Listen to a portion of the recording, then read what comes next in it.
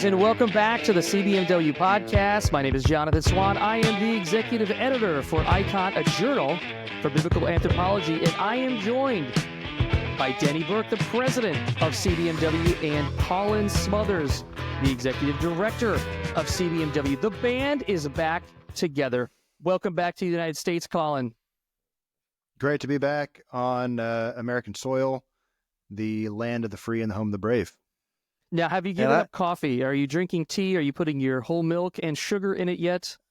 So I did learn that if you want cream in your coffee, you ask for milk. Mm-hmm. And yes, my wife is totally on tea now. I'm still coffee all the way. Very good. And I'm very glad that we could all be back together again, and also welcoming that special guest over Colin's shoulder. Colin, for the people who are not watching us on, for the people not watching on video, what do we have here? I've got the Duke on my right shoulder here. John Wayne, the cowboy. Denny got this actually for me as a gift. I think he found it in a thrift store somewhere. That's right, in my hometown, DeRidder, Louisiana. Right. It hangs unironically in my house. So I just thought he could join us today. Well, he's unironically right next to your ear. He could just be whispering the entire time as you're pontificating here. That's right. Well, I will certainly be inspired by it. Well, on today's episode, we're going to discuss recent updates to the ESV Bible. That's the English Standard Version of the Bible. First published in 2001. For those who don't know, this is an interesting fact. The ESV is actually derivative of the 1611 King James Version. And so I got a hold of some notes here published by Wayne Grudem, who's part of the translation of the ESV. And he explains that the KJV leads to the 1901 ASV, which leads to the 1952 RSV, and then finally 2001 to the ESV. So that's the Bible we're talking about here. When the ESV was originally composed in 2001, it was 92% of the RSV. So 8% of it was modified, about 60,000 words. However, the ESV Translation Committee met this past summer, 2024, and they have made a number of changes. Let me just highlight from their press release. There have been 36 passages involving 42 verses. There were 68 word changes. There were limited changes, they say, to 57 footnotes, and additional changes were also made to punctuation in 14 verses. That's what they published on their website just about 2 weeks ago. But we are going to talk about just one of those changes, maybe two passages that are closely together. That is Genesis 3:16 and Genesis 4:7. So to do this, I just want to hand the mic off. I guess, Denny, you have your own mic, but I want to hand the show off to you to explain this change and explain to us why over the years this translation in particular has sparked some controversy. So, Denny. Absolutely. I don't think they changed Genesis 4:7, did they? I thought they did. Maybe I'm incorrect. I'm not sure if they did, but Genesis 3:16 is a verse that most of the listeners are going to be familiar with, because this is in that section of Scripture after Adam and Eve have sinned, and God issues a series of curses upon the serpent first, then upon the woman, and then upon the man. And Genesis 3:16 is the curse that is put on the woman. And it says, I'm just going to read to you here from the NASB. It says, "To the woman, he said, I will greatly multiply your pain in childbirth.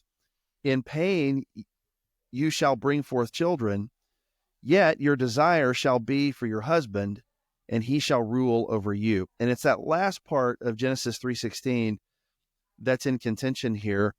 Yet your desire shall be for your husband, and he shall rule over you. And so back in 2001, when the ESV first came out, it had a translation that was very similar to that. It said to the woman, you're going to have pain in childbirth, and your desire shall be for your husband. He's going to rule over you. In 2016, the ESV translators made a pretty controversial move. At the time, people may not remember this now, but it's about 9 years ago now. But at the time, it was very controversial because they decided that they were going to change the text at this point to say, your desire shall be against your husband or contrary to your husband, but he shall rule over you. And so they changed the text in 2016 at this point, and a lot of controversy ensued, and a lot of people complained about it because they also made the announcement that they were going to freeze the text and not change it anymore. They rolled that back and said, no, we're not going to disband the committee, that we're still going to have updates that come out, but we're leaving the text as it is for now. Well, 9 years later, they've decided to change this. And so now it's switching back from yet your desire shall be contrary to your husband to your desire shall be for your husband. Now, listeners are probably sitting there thinking, okay, my eyeballs are rolling back in the eye. I see John head. Wayne's eyeballs rolling right now. In fact, yeah, they're all wondering, what are we talking about here? Why is this important? The reason that this was controversial was because of its implications for the egalitarian complementarian debate about gender roles within the home and within the church. Egalitarians have consistently over the years made the claim that male headship and wifely submission within marriage is a consequence of the fall, that it did not exist. It wasn't a part of God's original creation order, but it was a consequence of the fall. And they would often make that. And so if that's true, then redemption is trying to undo the fall, and it's undoing this headship. It's undoing this submission within marriage. And so submission is not something that's commanded or a norm. It's a part of the distortion. It's a part of what's wrong with the world, and we have to get rid of it. Okay, so that's what egalitarians have claimed, and they've made that claim on the basis of this text. And so I'll just give you a few examples of this. I think I have a couple right here. Well, I did. Yeah, here they are. So these are all statements from egalitarians, commenting on this text. And so this is Gilbert Belazekian in a book that he wrote called Beyond Sex Roles. This is kind of old. He says this. He says, instead of meeting her desire and providing a mutually supportive and nurturing family environment, he will rule over her. The clearest implication of this statement, conferring rulership to Adam as a result of the fall, is that he was not Eve's ruler prior to the fall. And so you can see this in egalitarian after egalitarian writing. In fact, Wayne Grudem says, he says that this is a fundamental claim of every egalitarian writer that I know. And so the idea being that, okay, man and woman fall into sin, and now what's going to happen? As a result, man is going to rule over woman, and woman is going to have to deal with this. And her desire is going to be for her husband, even though he's ruling over her. So that's been kind of the standard egalitarian take on this. And that's why it was so, is very controversial at the time, because the reading, the new interpretation, which the ESV put in 2016, says, no, your desire shall be contrary to your husband. That was a very common complementarian interpretation. Now, here's the thing. It is a complementarian interpretation, but it wasn't the only complementarian interpretation, but it was one very popular one that was put forth by Susan Foe back in an article in 1975. It later appeared in Ray Ortland's chapter on this text on Genesis in Recovering Biblical Manhood and Womanhood. And the idea here is that, look, this is not talking about a woman's sexual desire for her husband in spite of his ruling over her. This is about the fact that her desire is going to be to dominate her husband. Her desire is going to be to control him, and then her husband is going to have to rule over her. In other words, he's going to have to wrangle her for leadership at this point. And so the Susan Foe interpretation was basically that, look, this is not the beginning of male headship. Male headship begins in Genesis chapters 1 and 2, especially chapter 2. But what's happening here in Genesis 3:16 is the beginning of the battle of the sexes. Now what was pristine and good is now going to have conflict involved. So the woman, her desire is going to be contrary to her husband, and the man's going to rule over her. And so the ESV had that in 2016, and now they've taken out what is a very common complementarian interpretation. And so that's what caused the controversy in 2016 when they put it in. And now it's controversial to some people that they're taking it out. And that's why we're talking about it.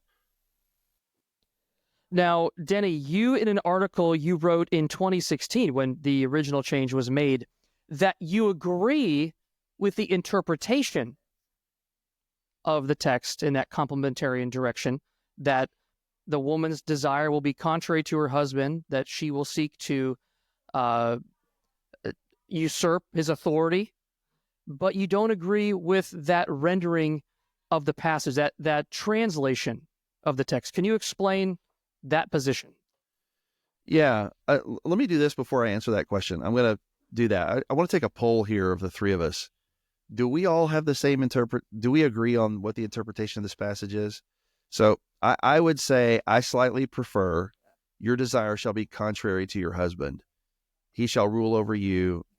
That's the way that I would interpret this. Do you guys agree with that interpretation? Yeah, I would say that's the correct interpretation. Whether or not it's the right translation, I think, is another thing that we'll get to in just a second. But right here, I do want to weigh in and say, and one of the reasons why I think that is the correct interpretation is because in Genesis, 3:16, you have those two verbs for desire and for rule over, two Hebrew words that appear in that exact same context in Genesis 4:7, where the context is sin crouching at Cain's door, desiring him, obviously a desire that's contrary to, and then God says you must rule over, respond by putting down that rebellion or whatever that looks like. And a lot of people say that that's actually new with Susan Foe in the 1970s. But I just want to put here a little note that, I was reading Herman Bavinck's Christian Family a while back, and this was published in 1908. And he seems to have a similar interpretation to what Susan Foe sort of articulates in that Westminster article. And this is quoting from page 12 of the article or the book. He says, her desire, driven to the man through her own desire, he's again commenting on Genesis 3, the woman seeks with her wiles to enchant him, or she bows like a slave under his feet. And then he goes on to talk about slavery and tyranny. In other words, one of the effects of the curse, or at least according to Herman Bavinck, in Genesis 3, is that she's going to try to enchant his leadership or subvert it, in other words. And I think that actually is the correct interpretation.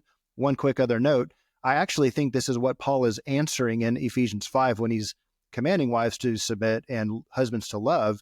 He's actually addressing this conflict that originates in the curse. More on that later.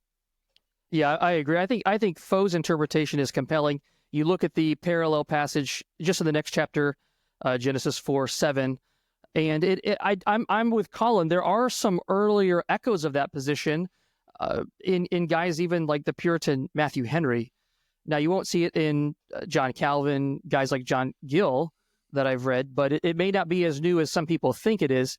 Also, the egalitarian position, as you said, Denny, believes that Genesis 3 introduces these roles, these categories of authority and domination and hierarchy. And in their view, authority in marriage is a form of hierarchy and or is a form of domination. But what I think we see there, just like we see in Genesis 4:7, there is a distortion of our roles on both sides in Genesis 3:16. The wife's submission is no longer willing or happy. It's been destroyed. It's been corrupted by sin. And also, the husband's authority and leadership has been corrupted in a domineering way. So both sides of the marriage relationship are portrayed as being corrupted by the fall, according to Susan Foe's and others' interpretation. So I'm with you, Denny, on that. Okay, so I think we're kind of all on the same page. Now, one other thing I would say, and I do want to come back to your question that you asked me like 5 minutes ago, but one other thing I would say is that even though this is a very common complementarian interpretation, and it's the one that appears in Ray Ortland's chapter on Genesis 1-3 in Recovering Biblical Womanhood, that's where foundational complementarian text. Even though that's a very popular interpretation, it's not the only possible interpretation that a complementarian could take on this text. you could interpret this along more probably what the majority report is on this over the years, which is that this is a reference to sexual desire, because the word here for desire, your desire shall be for your husband, it's only used 3 times in the Old Testament. Here in Genesis 3:16, and then also in Genesis 4 in verse 7, which Colin just referred to. But then the other one is in Song of Solomon, where it's clearly referring to sexual desire. And so a lot of people have read this word to be referring to not a desire to dominate, but just normal conjugal desire within marriage. And so the on that interpretation, it would just mean your desire, your sexual desire for your husband is going to endure, even though he's going to rule over you. And it may be even be in a domineering way, in a way that's unpleasant. You're still going to desire him, and there's going to be this futility involved with that. So complementarianism actually doesn't preclude either one of those interpretations. Now, what Susan Foe's interpretation helps us to do, though, and the result of it is that it does kind of demonstrate that on the other side of the fall, what's introduced as new here is not headship, but the corruption of headship. Right. That's what's introduced here. Now, I think you can actually get that from either interpretation. Mm-hmm. In other words, I don't think it's dependent one. You could still have that view no matter which interpretation that you take. Egalitarians have tried to run with this in one direction and say, well, no, there is no headship. But that's actually our argument for headship in chapter 2 is based on something else. And that argument still stands, whichever, regardless of what view you take on this. So I think there was some misunderstanding back in the debate in 2016. It was widely debated online. People forget these things, within like 5 minutes, but this was widely debated with a lot of people. And a lot of people thought that, if you pull this out, complementarianism falls. No, it doesn't. Complementarianism works fine with this interpretation or the other. And so I just want to remove that. Now, as far as, how I feel about this translation and to your original question, this does go back to the translation philosophy that you have and that you prefer. And, I prefer more literal translations. Okay. Now, having said that, what I mean by that is that I prefer translations that are quote unquote more word for word in their renderings. But when I say that, there is no such thing as a word for word rendering. Okay. That's a shorthand we use to talk about the way that language in the target language reflects the language from the donor language. Okay, we're just trying to describe a kind of correspondence that's going on there. Sometimes it's called formal equivalence. It was called that sort of derisively or pejoratively.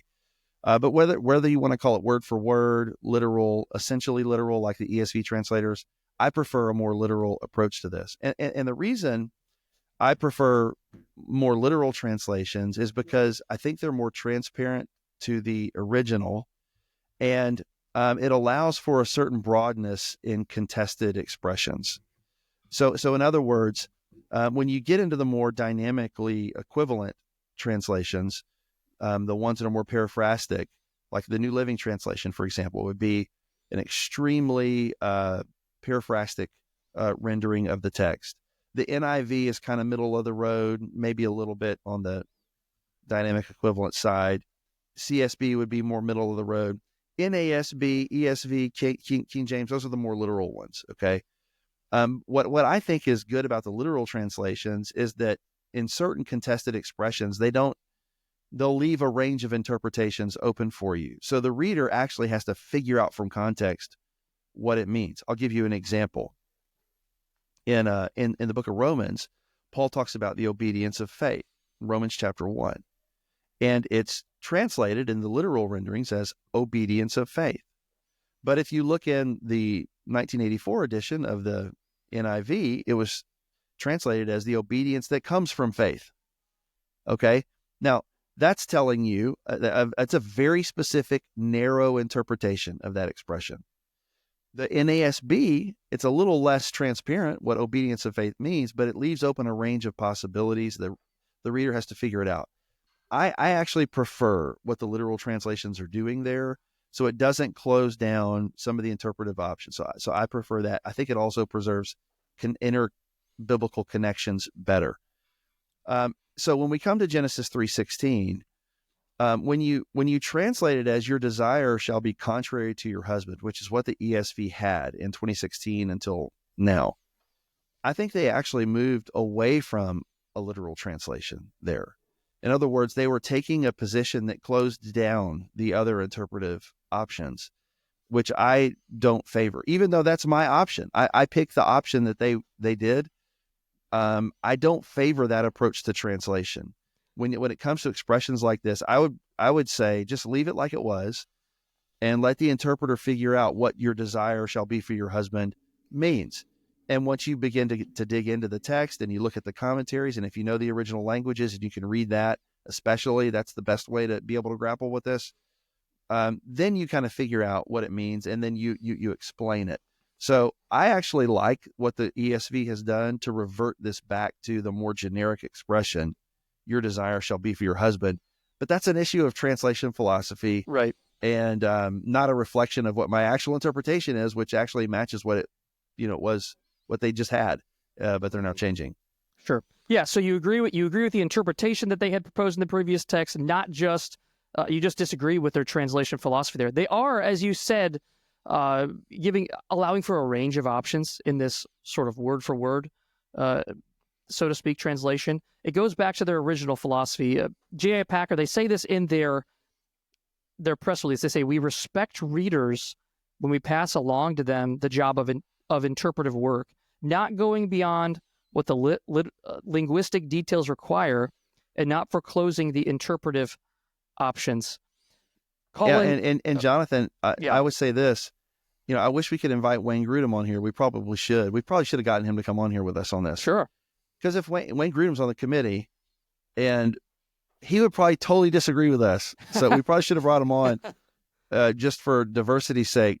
But my point is that, is there a more well-known complementarian than Wayne Grudem? And here we are, employees at CBMW, and, we may have a different view on what the right way to render this is in a translation. All I'm saying is that you don't have to be in absolute lockstep on this particular interpretation in order to be a complementarian.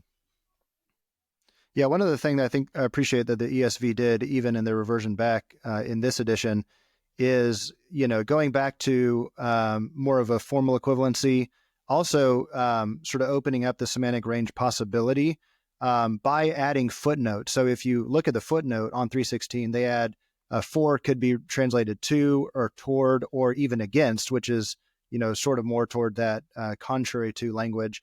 And one other translation principle I think we should note is what's called concordance. And that is, if you translate a word in one context, particularly in a near context, that same word or phrase appears, you want to translate that in the same way or a very similar way so that readers that are not reading in the Greek or the Hebrew can see this is the same phrase or the same word underlying. And that's one thing I appreciate that they did, the ESV did, both in changing it to contrary to. I just checked.